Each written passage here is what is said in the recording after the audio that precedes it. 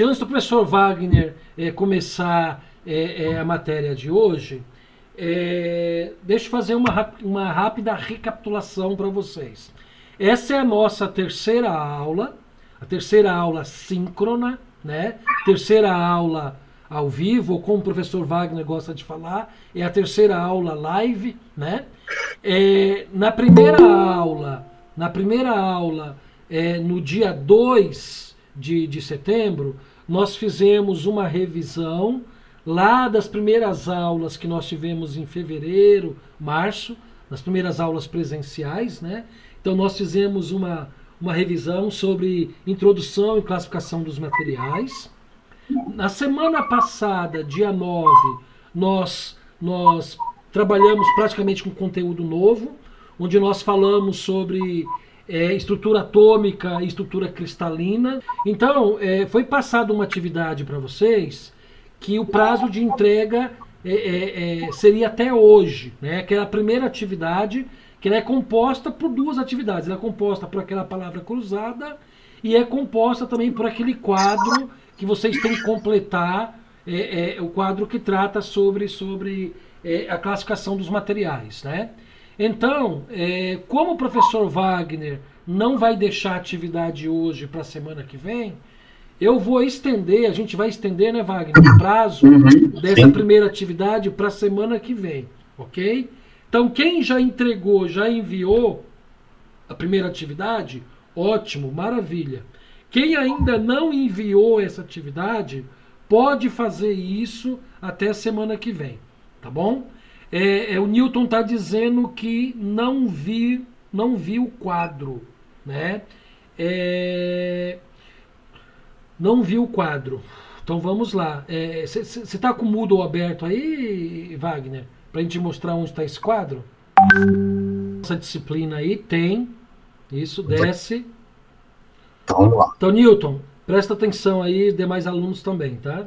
Pode descer mais, Wagner. Bem mais, bem mais, bem mais, bem mais. Pode descer mais, bem mais. Isso. Olha só. Aqui, ó. Isso. Quadro, classificação de materiais. Então clica aí, tá um link, né? Logo abaixo do vídeo, viu, Newton? Isso. Estão vendo?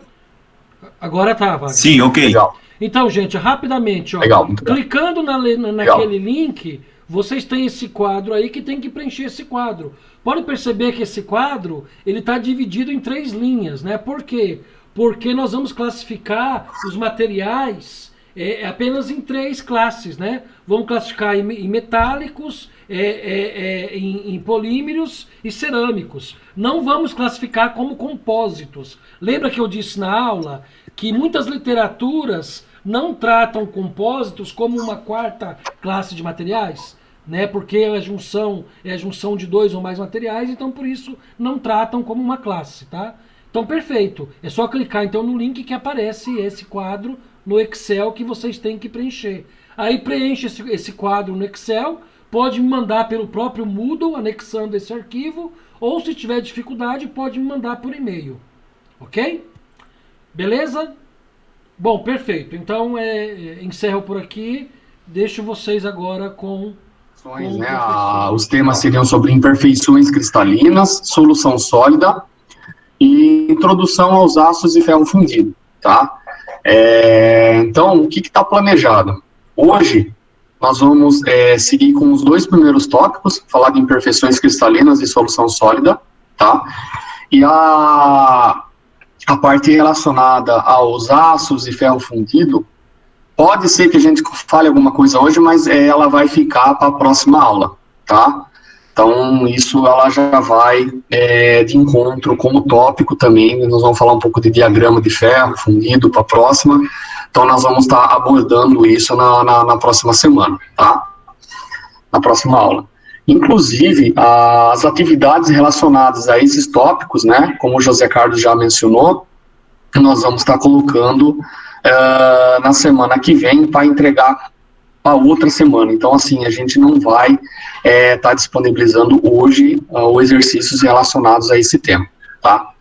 Então, vamos lá, imperfeições cristalinas, soluções sólidas e introdução aos aços e ferro fundido, tá? Então, o tema que a gente vai estar abordando hoje. Então, o que seriam nessas imperfeições cristalinas, né? Nós temos aí variados tipos de processos de fabricação. Então, nós vamos falar lá das imperfeições cristalinas, né, soluções sólidas, só recapitulando, e depois aços e ferro fundido. Esse último tema, então, nós vamos deixar para a próxima aula, tá? Então, a gente vai dar um foco aí nessa 1 hora, 1h10, 1h15, falar um pouco dessas imperfeições aí cristalinas, tá? Então, assim, da onde surgem essas imperfeições? Como que elas são geradas, né? Então, assim, nós temos variados tipos de processo de fabricação, tá? Fundição, laminação, trefilação, forjamento, usinagem, enfim, desde a criação do blank da matéria-prima, né? E dependendo do tipo do material, essas imperfeições, elas são geradas. E muitas delas são propositais, né? Para a pessoa, para o engenheiro, né, que está projetando a peça, criar um material com uma resistência maior ou menor, mas assim, essa imperfeição cristalina no material, ela é praticamente inerente ao processo, ela existe em 100% dos materiais, alguns mais ou alguns menos, né? Então, são defeitos, né, irregularidades na rede cristalina, onde uma ou mais dimensões é de ordem de diâmetro atômico, né? Então, a classificação de imperfeições cristalinas é feita com frequência de acordo com a geometria ou a dimensionalidade do defeito. Então, esse defeito, ele existe. Então, como que no meio de uma produção desses materiais, a engenharia de materiais, ela controla isso, né? Então, você controla o tamanho desse cristal, né? Cristal e grão é a mesma coisa, então, essas imperfeições ou as impurezas, ela é controlada, tá? O tamanho dela, a geometria dela, o formato dela, então eles são controlados no seu processo, tá? Lá no final dessa apresentação eu vou falar um pouco desses processos, né? Para alguns pode ser mais familiar falar desses processos de fabricação, para outros não, mas no geral a gente vai dar uma repassada, e isso vocês vão ver em processo de fabricação no nosso segundo módulo, tá? Mas às vezes a gente está falando de um processo de fabricação e vocês podem estar pensando, pô, mas o que é isso, né? Então eu vou dar uma repassada, e também, lá no final, eu vou comentar com vocês como visualizar essas imperfeições, como visualizar essas impurezas, tá? Existem técnicas, e a gente chama de técnicas de caracterização do material, tá? Então, são técnicas de caracterização do material que o pessoal do laboratório, tá? O pessoal do laboratório consegue mensurar, visualizar esses cristais, a composição química do material e essas impurezas. Então, eu vou mostrar para vocês algumas das técnicas utilizadas para fazer essa caracterização, né? E aí a pessoa fazer o seu setup no seu processo de material, na composição química do material na hora da sua confecção, tá? Então, assim, vamos falar de processo, vamos falar um pouco também dessa caracterização, isso lá no final, tá? Então, primeiro a gente vai entender o que são essas imperfeições, que são esses cristais, né? Esses grãos, né? E como que eles vão se dividir, tá? O professor José Carlos, na aula passada, já deu uma bela repassada para vocês, falando do cúbico de face centrada, cúbico de corpo centrado. Então, a gente vai agora falar um pouco mais desses cristais e de onde surgem essas imperfeições, tá? Então, aqui, ó, como eu falei para vocês, todo cristal exibe um defeito, tá? Isso está inerente no processo, um mais, outros menos, mas todo cristal ele existe esse defeito. E a quantidade e os tipos de imperfeições depende da forma como ele é produzido, tá? Então, isso vai depender do seu processo. Então, os defeitos, eles modificam o comportamento do material. Qual o comportamento? Um comportamento mecânico, pode ser elétrico, químico e óptico, tá? Essas imperfeições, pessoal, quando a gente fala que ele modifica o comportamento do material, por exemplo, imagine que você tem um aço, né, ele ligado, por exemplo, você tem esse material, e ele está com muito problema de imperfeição no cristal, tá? Dependendo dessa imperfeição no cristal, ele vai alterar a resistência desse material, tá? Você pode deixar ele com uma resistência maior ou menor. Então, às vezes você vê algum problema de algum material que ele tem uma fissura, uma quebra, uma trinca, e se você fazer uma caracterização desse material, fazer uma análise do modo de falha dessa trinca, por exemplo, você vai ver que você tem alguma imperfeição, né, nesses cristais e nos contornos, que a gente vai falar mais para frente, no contorno desses grãos, no contorno desses cristais. Então, você vai alterar o comportamento do material, tá? E nessa faixa, por exemplo, a gente fala de um comportamento mecânico, né? Onde eu trabalhava, nós tivemos um problema num produto, né, num teste de durabilidade, desse produto, e aí você tem que atingir lá 200 mil ciclos, né? E o produto com 50 mil, ele estava se rompendo, bem prematuro, ele se rompia, né? Ele quebrava, e aí esse material ele foi para análise, foi para caracterização, e viu que nós tínhamos um problema no tamanho do grão, né? E naquele caso a gente falava que é o TGA, que é o tamanho de grão austenítico. E aí nisso existe uma tabela onde você classifica esse grão, né? Ele pelo tamanho, pelo formato, pela quantidade, e aí você verifica se naquela região onde tem um esforço, se é permissível ou não esse tipo de defeito, de imperfeição, tá? Mas ele é inerente. Então tá ali no quadrinho azul que o tipo de número de defeitos, então dependem do material, depende do meio ambiente e das circunstâncias sobre as quais o cristal ele é processado, tá? Então, tudo, né, na mecânica a gente usa essa palavra depende, ela é comum a gente utilizar essa palavra depende, porque nós temos variáveis, né, N variáveis na produção da matéria-prima, na produção do componente, no próprio componente, no próprio material, né, a gente pode falar, na liga no qual ela é composta. Então a gente vai depender dessas variáveis para poder tomar uma decisão se essa imperfeição cristalina ela é benéfica ou não ao material no qual a gente está produzindo, né? Então, essas estruturas cristalinas, elas surgem por meio de transformações, entre elas o mais comum são os sólidos, né? Então, o líquido sólido, o processo de solidificação, a maioria desses problemas, né, que a gente tem aí no surgimento dessas imperfeições cristalinas, está ligado na solidificação do material, tá? Grande parte. Então, o que acontece? A hora que você está num processo, por exemplo, de fundição, né, onde você tem um material lá no estado líquido, a mais de 1.200 graus de temperatura, e aí você faz o preenchimento dessas cavidades, né, do molde com esse material, ele tem um tempo de resfriamento. Esse tempo de resfriamento, dependendo do material, você pode ter um problema nesses cristais, ou não, dependendo dos canais do molde, da temperatura no qual você tem esse resfriamento, ou da velocidade do resfriamento, você vai ter comportamento do material também diferente. Isso vai influenciar, tá? Então, esse processo de solidificação, principalmente nas fundições, é extremamente crucial no que tange ao comportamento químico do material e aí no surgimento dessas imperfeições, tá? Eu posso citar também o que pode acontecer nessas imperfeições quando a gente tem um material que é um aço em barra e você, por exemplo, vai fazer um processo ali de conformação a frio, tá? Essa conformação a frio, você gera uma tensão muito grande no material, tá? Principalmente, vamos falar assim, conformação a frio, vamos falar um processo de estampagem, onde você faz um esforço mecânico, metal com metal, né, ferramenta com a peça, para poder fazer alguma dobra ou algum alongamento nesse material. Em alguns cantos, esse material ele vai ficar tensionado, tá?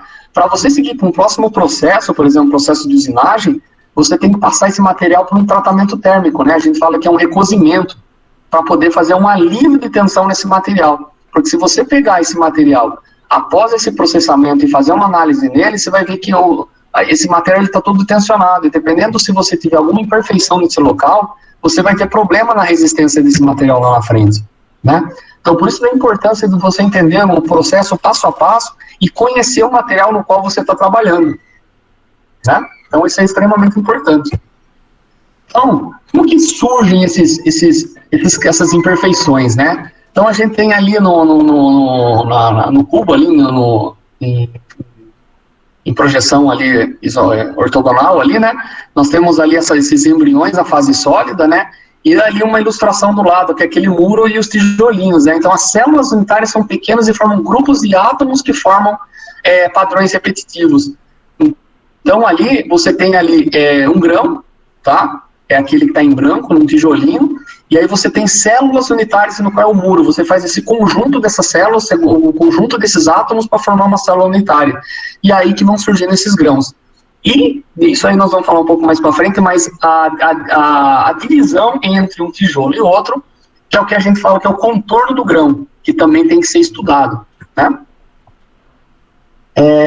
Então aqui são dois tipos de processos, dentre vários, mas eu quis ilustrar esses dois aí para vocês entenderem um pouco do surgimento dessa matéria-prima, tá? No seu lado direito, você ali vê um processo de fundição em coquilha, né?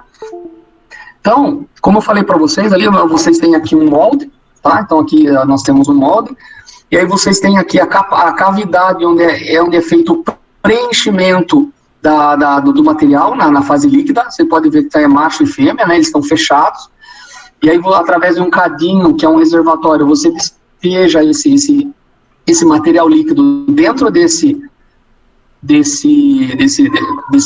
molde, tá? E aí você vê a peça aqui formada na geometria que está aqui, esse molde. Nessa lateral aqui, vocês estão vendo, são dois riscos. Isso aqui o que são?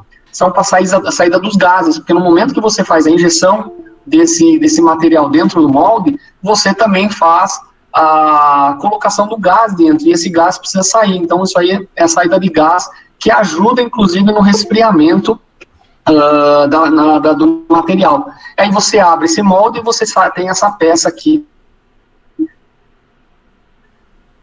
no qual você tem esse processo. E aí o que você faz? Você faz uma análise desse material e verifica como está a composição química dele, como que se esse material ficou uniforme após esse processo de fusão. E ao lado tem um processo, esse processo de Zoralvsky, né? Ele é um processo que recebeu o nome pelo inventor dele, né? Foi um polonês, em 1916. Esse é um tipo de processo que é um método para fazer o crescimento dos cristais, que na verdade é para você ter um material isento de defeito, tá? É um tipo de processo que você deixa o material isento de defeito. Ele é utilizado muito para material semicondutores, para circuito elétrico, tá? Então, é um tipo de processo que você faz para isentar eles de defeito. Então, ao lado você tem uma fundição coquilha, né? Que é um processo muito comum, muito utilizado na produção, né? Para geração dos materiais brutos. E ao lado um outro para você ter um processo mais refinado, isento dessas imperfeições cristalinas, né? E aqui nós temos dois exemplos, né? De materiais, de como ficam os arranjos desses cristais. Então nós temos aqui no A materiais que vocês estão vendo, um material que vocês estão vendo um arranjo diferenciado, e no B aqui uma outra disposição desses cristais. E aí a pergunta vem: qual desses exemplos representa materiais monocristalinos e policristalinos? Alguém consegue arriscar? Consegue já chutar? Hein, pessoal? Alguém consegue arriscar aí? Policristalino A, monocristalino B. Policristalino A e monocristalino B. Isso, perfeito. Porque, olha a resposta aqui. Monocristalino, eles apresentam a mesma estrutura cristalina em toda a extensão do material sem interrupção. Então vocês podem dar uma olhada. A geometria dele é igual em toda a extensão dele, tá? Ele não houve a alteração aqui.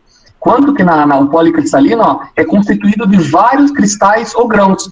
Vocês estão vendo vários grãos formando vários cristais aqui que estão desordenados, tá?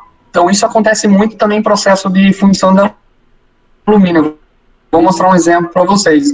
Então, quando vocês ouvirem falar de materiais monocristalinos e policristalinos, isso está extremamente ligado à distribuição e à homogeneidade dos cristais desses materiais, tá? Então, aqui, ó, um policristalino, né? E aí você vê aqui que ele é construído de vários cristais ou grãos, tá? Então, você está vendo de alumínio, tá?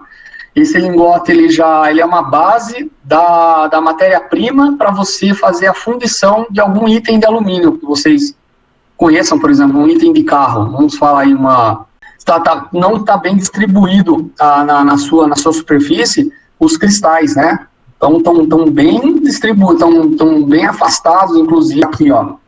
O que seria essa imperfeição cristalina quando a gente fala uma vacância, um vazio, né?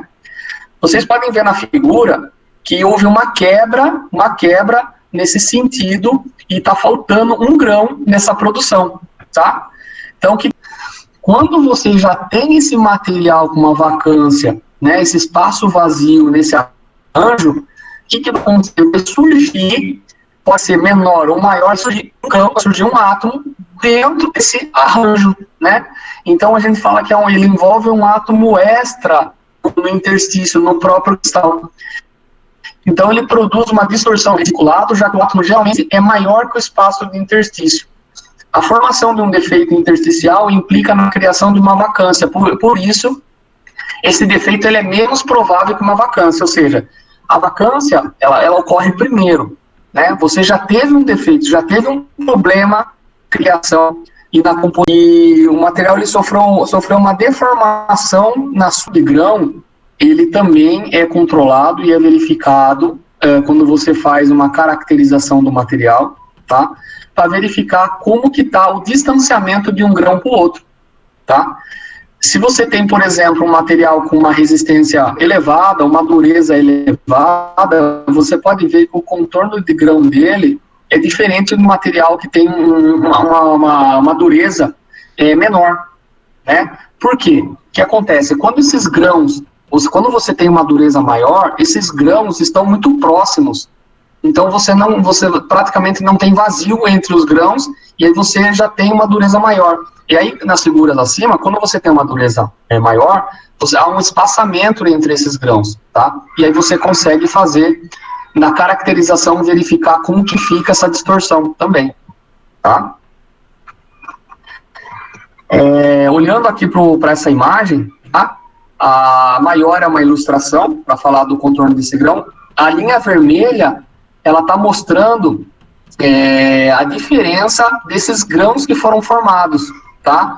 E aí você teve a proximidade deles, mas pela linha vermelha você consegue, é como se fosse um mapa, verificar as diferenças da direção de cada um desses grãos, tá? E aí, colocando num equipamento, num microscópio, na figura ali abaixo, você pode verificar, e aí é um aço, tá? Você pode ver um material, e você faz essa caracterização, e você consegue fazer a aproximação e verificar como que ficam os grãos desse material, tá? Vamos lá.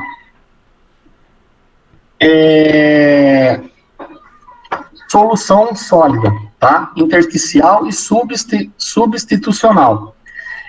A gente fala aqui de impurezas nos sólidos, né? A presença de impurezas nos sólidos num determinado produto, você tem nessa composição química, você tem as porcentagens do elemento químico, tá? Por exemplo, no aço. No aço você tem uma porcentagem do carbono, e em algum momento você vai ver outros, tá? Quando na composição química do material você vê a palavra chamada outros, esses outros, pessoal, são impurezas, né? São colocados, e é intencional colocar impureza, justamente para você ter um pouco mais de resistência nesse material, tá? Essa impureza, ela gira em torno de 0,7%, 0,8%, 0,9%, no máximo 1% dentro dessa liga, tá? Ele é muito baixo, mas ele é necessário, porque nessa liga ele é importante para poder conseguir dar essa resistência, tá? Só que você consegue controlar essa impureza, tá? Então, o que é impureza, por exemplo? Você está numa usinagem, você está fazendo a remoção do material. na remoção sai o cavaco. Esse cavaco que vai para o chão, por exemplo, nas empresas, que é removido, esse material ele é recolhido. E esse material ele é recolhido de vários outros lugares e ele é prensado. Né? E esse material prensado desses cavacos, que são de vários materiais que foram usinados, ele é prensado e eles voltam para a fundição. E esse material que tem vários materiais juntos que estão prensados são essas impurezas que você coloca na composição química desse material. Então você consegue mudar essa propriedade mecânica, uma propriedade elétrica, resistência à corrosão, né? Então isso vai influenciar bastante na sua estrutura do seu material. Então, assim, ele é importante, tá? E ele é controlado. Então fala assim, pô, impureza, vai atrapalhar meu material, eu não tenho um material bom para usinagem, bom para fundição. Não, pelo contrário. Ele é controlado e ele é feito isso de propósito, tá? Para você ter as mudanças. Aqui, ó. Então, aqui, a adição de impurezas, ela pode formar aqui, ó, a solubilidade depende da temperatura, né? O tipo de impureza, como eu falei para vocês, o tipo de impureza que você está fazendo, está coletando para voltar para a fundição, tá?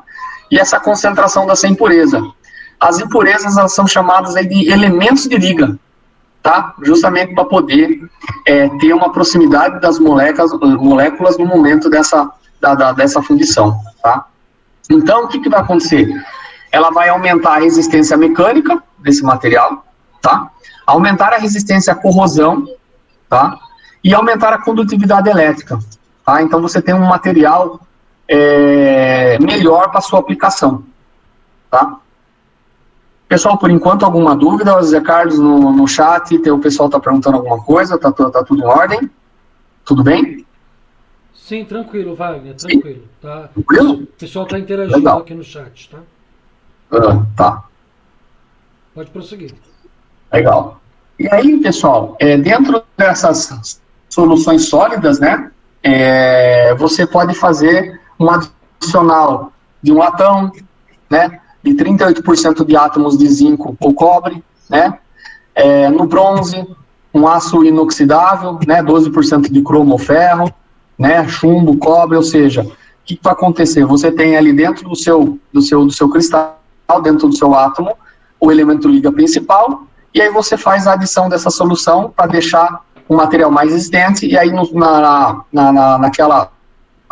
nas imagens onde estão coloridas, são as adições desses componentes químicos que vocês vão colocar como solução sólida para deixar o seu material mais resistente, tá? Então, aqui na imagem à direita vocês estão vendo, tá? O átomo, a molécula do ferro, e aí, no caso, a adição do carbono, tá?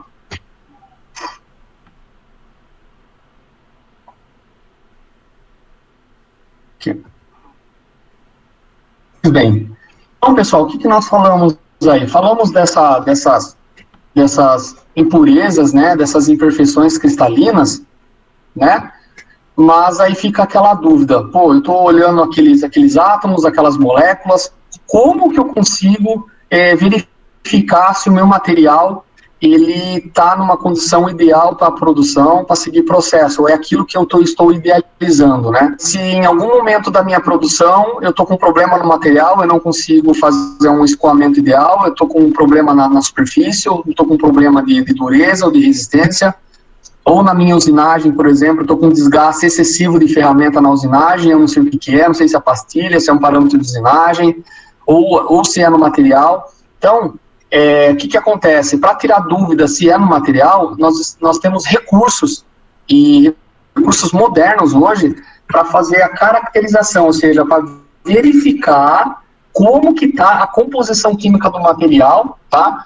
E analisar bem no detalhe se tem algum problema de impureza ou imperfeição de cristal nesse material, inclusive os contornos de grão, tá? Então, essas técnicas hoje são muito apuradas e muito utilizadas nos laboratórios. Não são todas as indústrias que têm esses equipamentos caríssimos, mas alguns laboratórios prestam serviço para poder fazer essa checagem, né? são equipamentos caros de se adquirir, então a indústria ela não vai investir, né, para fazer essa checagem, né, mesmo porque não é uma prática fazer em 100% em algumas situações, né, então são contratados esse tipo de serviço. E um dos equipamentos, pessoal, mais utilizado para fazer essa caracterização, a verificação desses materiais, tem um equipamento chamado MEV, né? É o microscópio eletrônico de varredura, MEV. Então, ele é um equipamento, pessoal, para caracterizar, né, sólidos, a análise de falhas, e você consegue fazer uma ampliação da imagem, olha só, uma ampliação da imagem de 30 vezes até 30 mil vezes o aumento. Então, olha só, imagine o que a gente não consegue verificar no material aumentando até 30 mil vezes. Esse EDS é um equipamento que você acopla no MEV para melhorar a caracterização e a visualização. Quais são os componentes químicos que fazem parte dentro daquele material. Então, ele já mostra ali, pode ver que já está até pintado ali com outras cores, quais são os materiais, os elementos que estão nesse material. Então, aqui, pessoal, ó, se você pegar aqui um aço 4140, né, ele já mostra para vocês também essa composição química.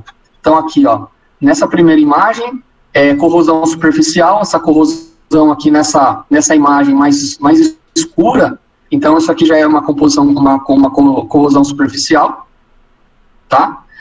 E do lado você verifica aqui uma fratura frágil, né? Então são esses pontos aqui, ó, mais escuros, que são fraturas, são grãos quebrados, ó.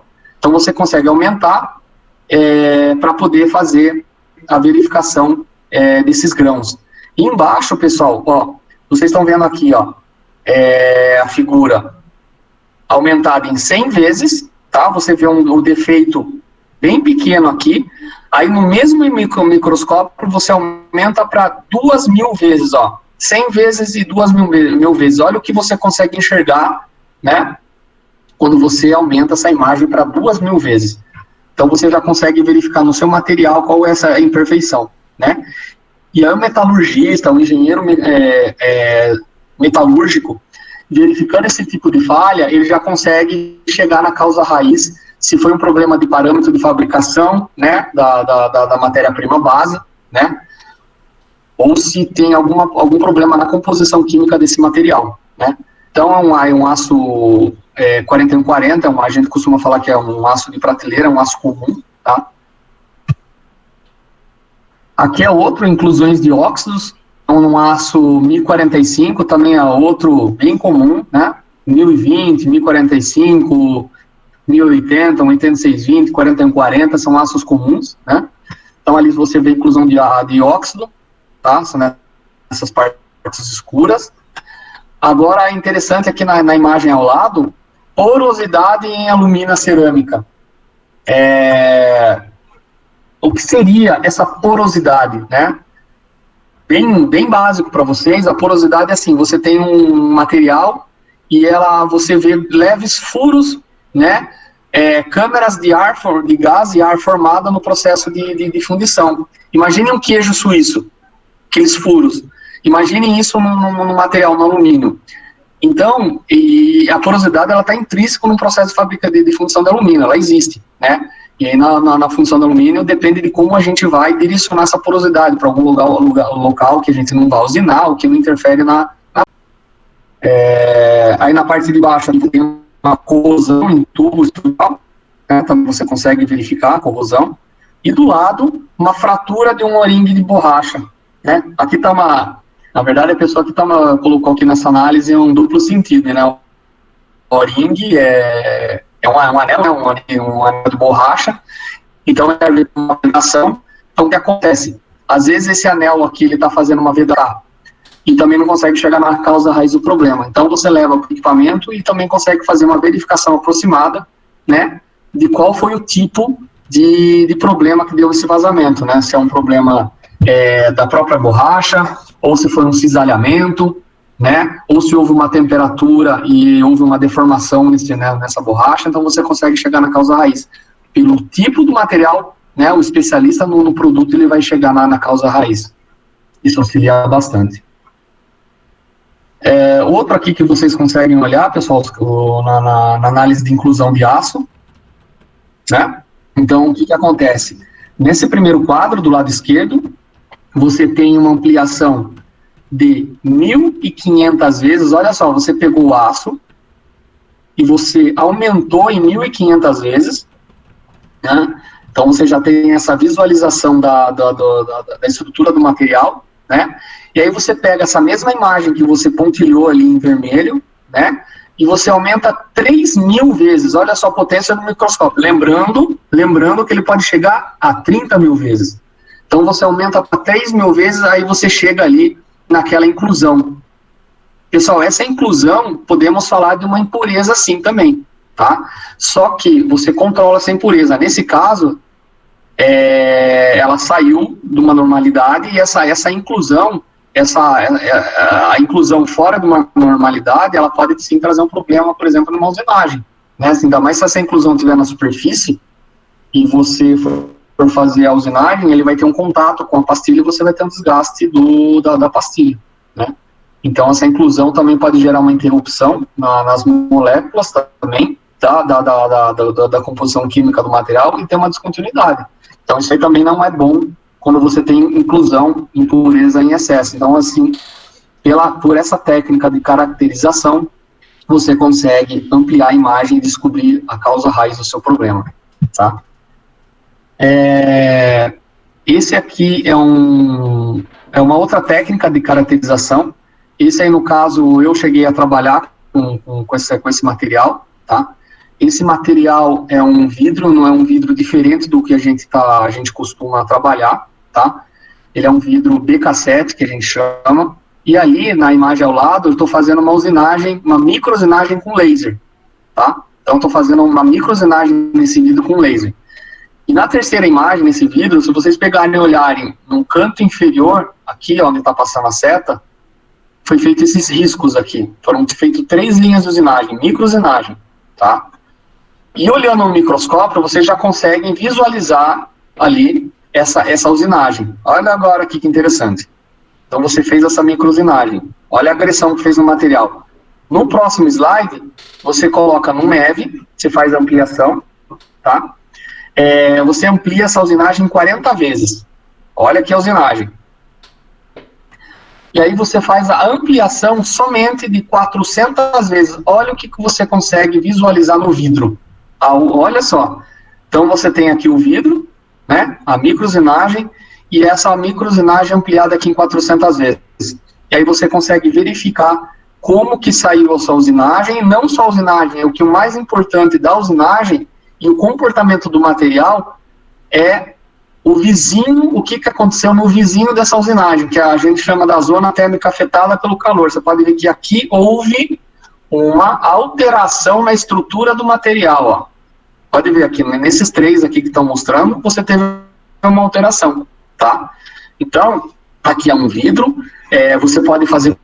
Os contornos de grão estão se aproximando e você está enrijecendo esse material. Esse material que vai sair, se você fazer uma análise desse material, você vai ver que a composição química, você vai ver que a estrutura desse material já é outra, a resistência dele é outra, né? A resistência vai ser maior, porque você está diminuindo os espaços entre as moléculas. Então, você está tendo um enrijecimento, tá, desse material que está saindo. Então, olha a diferença no mesmo material, a partir de um processo, né, você está verificando aqui a diferença desse material. E na imagem ao lado aqui, né, dando continuidade a esse processo de usinagem, você já vê aqui o arrancamento, a saída, então é muito notório já a diferença desse material, né? E como eu falei para vocês, pessoal, a gente fala assim muito de processo, fabricação, só que é só um overview para vocês, o que vocês vão encontrar no curso de mecânica, né? Vocês aí que estão no primeiro semestre, mas aí, mais pro segundo, principalmente no segundo para o terceiro semestre, vocês vão falar muito de processo de fabricação, os professores vão entrar no detalhe, do detalhe de cada um deles, mas só fazendo uma visão geral para vocês, o que vocês vão encontrar pela frente, né, quando a gente fala processo de fabricação, né, quando a gente fala lá dessas imperfeições cristalinas, como que elas surgem, por que elas surgem, como que é o controle dela, né? E a gente fala que depende do processo, então depende desses processos aí, pessoal, tá? Então nós temos aí duas frentes grandes aí de processo, né? Um processo metalúrgico, um processo mecânico, e aí no metalúrgico a gente fala de fundição, a soldagem, metalurgia do pó, né? Você tem o aço em pó, e aí você coloca ele num molde, e aí você tem uma prensa onde ele é compactado, esse pó, né? Ele tem o formato da peça quase que final, depois ele vai para um forno, que a gente chama de sinterização, e aí ele chega no seu formato final com a resistência ideal, né? Bem rapidamente falando. E aí você tem esses processos metalúrgicos, e dentro dos mecânicos, você tem o de conformação, tá? Extrusão, trefilação, forjamento, estampagem, calandragem, dobramento, laminação. E aí vocês entram para usinagem. E olha só que interessante, dentro da usinagem você abre mais duas frentes, né? A usinagem convencional, que é aquela que você faz a remoção do material através de uma ferramenta, né? Um contato de uma ferramenta, a peça ela numa revolução, numa velocidade, e essa peça em revolução e velocidade girando, entrando em contato com uma ferramenta, e aí você tem a remoção desse material, esse material que sai a gente chama de cavaco, então você tem essa remoção desse cavaco. Isso é um processo convencional, então o torno e o fresamento talvez seja aí um dos mais conhecidos, né? Dentre eles aí que a gente fala fresamento, furação, alargamento, rosqueamento, então tem outros processos. E os não convencionais, né?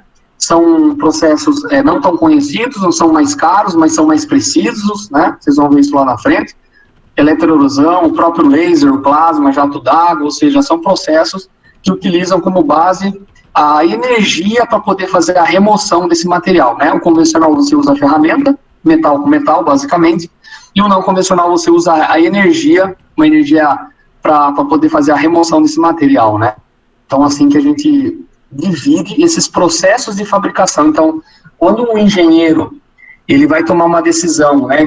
Isso vai depender, claro, da empresa que ele trabalha, do produto que ele vai confeccionar e tudo vai dependendo do projeto.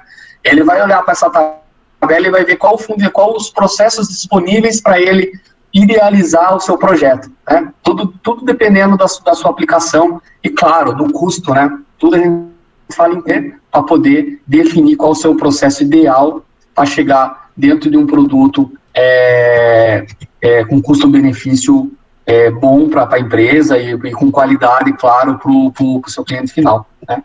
Então, nós vimos lá desde o início, né, esse material, né, o surgimento dessas imperfeições, os tipos dessas imperfeições, as distribuições dessas imperfeições, né, elas estão intrínsecas, né, elas existem, e nós vimos lá também sobre essas impurezas, né, que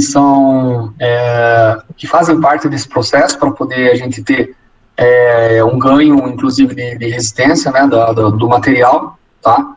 E como checar, como verificar esses tipos de imperfeições, né, utilizando, por exemplo, as caracterizações, né, com os recursos aí, tecnológicos disponíveis nesses equipamentos, como eu falei, do microscópio eletrônico de varredura, tem DRX também, que a gente fala que é o difratômetro, de raio-x. Então, enfim, você tem uma infinidade de equipamentos aí, são caros, mas que você consegue fazer a caracterização e chegar ali, por exemplo, numa causa raiz de um problema e verificar toda a composição química desse, e visualizar isso. Então, nós temos esses equipamentos. Então, isso que eu quis fechar isso para vocês, né, nesse período. Então, assim, olhando a imagem, olhando o conceito, e depois dentro de uma caracterização, como que eu consigo olhar esse material e fazer uma análise assertiva para depois várias outras tomadas de decisões, né. Então, isso que eu tenho para passar para vocês, né. Então, assim, pessoal, o próximo tópico, a gente fala aqui, eu ia falar de aço, ferro fundido, o que é um aço, o que é um ferro fundido. Então, esse tópico, tá, nós vamos deixar para a próxima aula, tá? Então, a gente vai prosseguir com o tópico, né, na próxima aula. Então, o que eu tenho para passar hoje para vocês é até esse tópico, né, até essas imperfeições cristalinas, e a gente segue com aço e ferro fundido, né, sobre a produção deles, o que é a aplicação, o diagrama de ferro fundido e o aço, e a gente vai falar essas propriedades na próxima aula, tá bom? Eu vou minimizar a tela aqui. Voltar aqui.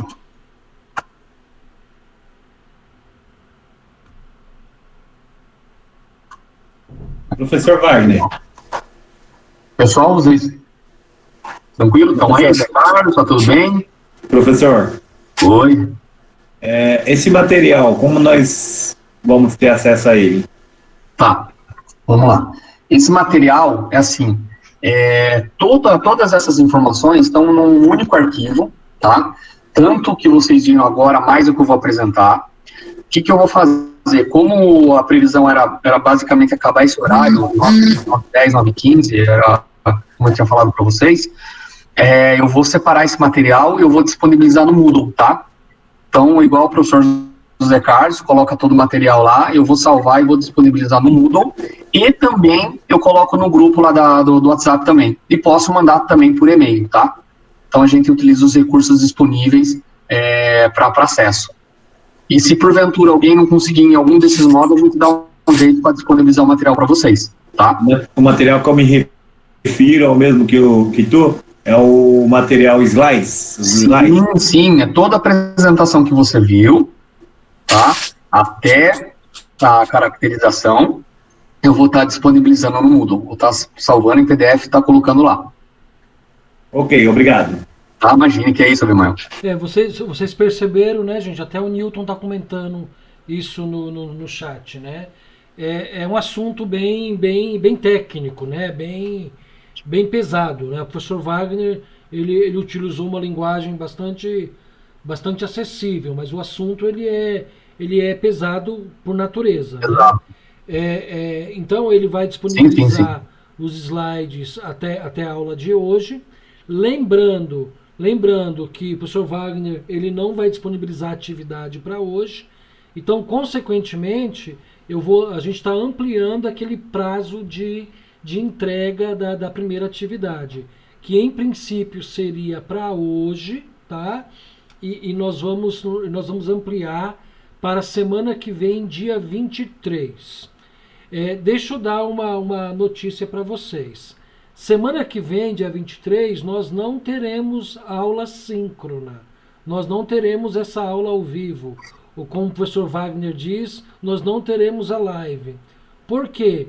Porque semana do dia 23, ou dia 23, né, quarta-feira que vem, é um dia que nós, professores, vamos nos debruçar na análise de como a gente está caminhando com essas aulas remotas. Tá? Então é um dia de replanejamento dos professores. Então nós vamos ter algumas reuniões durante o dia para discutir, para fazer correção de rota, enfim, né? Então semana que vem, dia 23, nós não temos aula, tá? Então, o professor Wagner retorna no dia 30, daqui a 2 semanas, para continuar esse assunto, falar lá da conceituação dos aços. Ok? Tudo bem? Exato. Wagner, é isso mesmo, né? Perfeito, José Carlos. Boa colocação, bem lembrado, né? Então, semana que vem, vocês vão se ver livre da gente dessa live, né? E a gente vai se reencontrar no dia 30, mas a gente vai colocar os exercícios, as conversas que nem nós temos no grupo, os acessos, do mesmo jeito, tá? Do que for necessário para vocês, tá bom? Então aí vocês vão então, a gente vai disponibilizar o material, disponibilizar a aula. Bacana. Então, para quem já fez as atividades dessa disciplina, vai ter praticamente 2 semanas aí de fôlego, né? E eu sugiro que vocês foquem nas demais disciplinas, né? Porque a gente sabe que não está sendo fácil aí para vocês, 5 disciplinas, né? 5 ou 6 disciplinas, vocês atenderem aí a todas as demandas das 5 ou 6 disciplinas. Então aproveitem que praticamente por 2 semanas, quem já fez a primeira atividade, não vai ter atividade da disciplina de tecnologia dos materiais. Então aproveitem para focarem, para centrar esforços aí nas demais disciplinas. Ok? Professor, uma sugestão, a Abimael falando, tá? Uma sugestão é deixar no Moodle também o link para acessar pelo celular, acompanhei pelo celular, é bem reduzido e foi um pouco meio que difícil. Eu costumo acompanhar pelo celular por causa do áudio, do microfone, e no PC por causa da imagem, entendeu? Tá, você diz o quê? O link do quê, Abimael, que você disse? O link da live. O link da reunião. Da reunião. Então, mas o link da reunião foi deixado no Moodle e foi enviado também no grupo do WhatsApp. No grupo. Então, mas pelo Moodle eu não consegui entrar, tá bom? Mandei a solicitação algumas vezes e não foi possível. Você chegou a acessar pelo grupo? Pelo grupo, eu estou acompanhando pelo grupo, tá. Exatamente, do celular. Tá. Entendi. Agora, pelo Moodle lá, não consegui acessar, tá bom? O Moodle pelo computador, você está falando? Isso, pelo computador. Então, faz o seguinte, Abimael, da próxima vez, faz um teste, você consegue parear o seu celular no computador, não dá? Eu não sei. Então, depois eu vou, assim, o que você faz? Existe uma ferramenta chamada Google WhatsApp app, tá? Você digita no Google lá, WhatsApp app. E aí, o que vai acontecer? Vai te dar uma data matriz, né? E uma figura, e você vai mirar a câmera do seu celular nisso, e você vai parear a tela do seu telefone no computador. Aí você pode acessar o grupo e clicar pelo computador. Tá bem. Tá bem, eu faço isso para a próxima, então. A gente coloca no grupo lá, coloco um passo a passo, a gente dá um suporte para você, mas aí dá para você acessar pelo computador, acessando o WhatsApp pelo computador.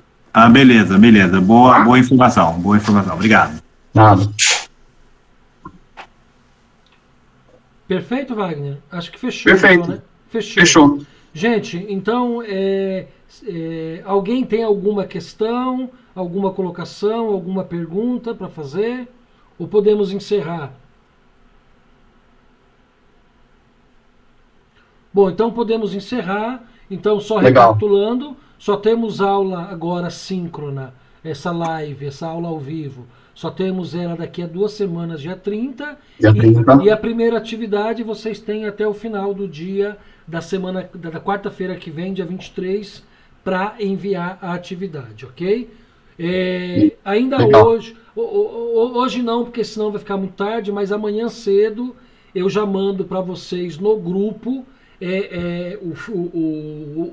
o vídeo dessa aula, então que permite aí que colegas que não puderam assistir essa aula ao vivo assistam, e o Wagner também vai postar no Moodle e enviar no grupo também de WhatsApp. Perfeito. O material dessa aula, né, Wagner? Exato, amanhã cedo esse material já vai estar disponível para vocês, tá? Já vou disponibilizar amanhã cedo. Perfeito, então, gente. José Carlos, muito obrigado pelo suporte, pessoal. Obrigado. Agradeço a presença de vocês. Tenham uma boa noite, uma boa semana. Vamos que vamos. Ótimo, gente. Tá? É prazer em ter vocês aqui. E com certeza. Nos vemos por aqui daqui a 2 semanas, mas vamos nos falando aí por esse canal aí do WhatsApp. Fiquem com Deus. Se cuidem.